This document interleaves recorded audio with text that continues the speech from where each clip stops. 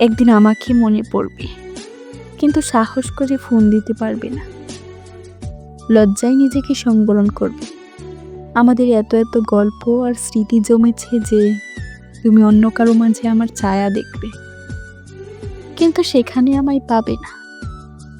একটা আক্ষেপ জন্ম নেবে তোমার ভিতরে। রাত গভীর হলেই আমার ফেসবুক ওয়াল ঘুরতে মন চাইবে। হয়তো সব বাধা ভেঙে মনের সাথে যুদ্ধ করে হলেও আমার প্রতিটি পোস্ট দেখবে, হাসবে, রাগ করবে, কিন্তু আমাকে সেই অনুভূতি বলতে পারবে না।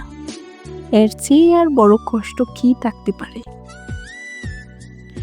কোনো এক ভোরে কিংবা গভীর রাতে ঘুম ভেঙে ফোন চেক করে দেখবে আমার কোনো টেক্সট আছে কিনা।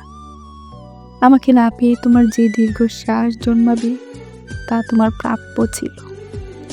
আমি তো কোনো অন্যায় করিনি।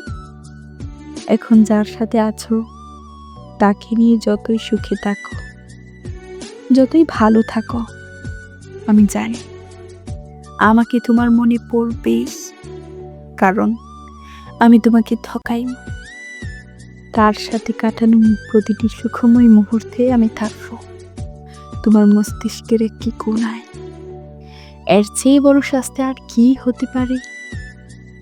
আমাকে কষ্ট দেওয়ার প্রতিটি পাপ তোমাকে ঘিরে ধরবে। একদিন তুমিও অসুখী হবে, একদিন তোমারও আমার জন্য কাঁদতে মন চাইবে, কিন্তু চোখের পানি আর আসবে না। এক শীতে সমুদ্র স্নান করতে যাবে, সাথে প্রিয় মানুষটা থাকবে, অথচ সেখানে আমার থাকার কথা ছিল।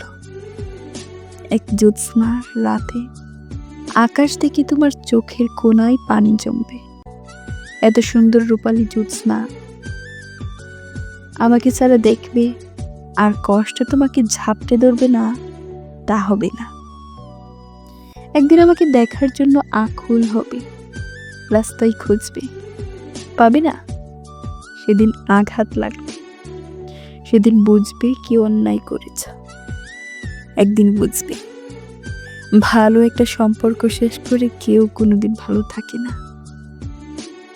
একদিন বুঝবে কথা দিয়ে কথা না রাখা একটা অন্যায়।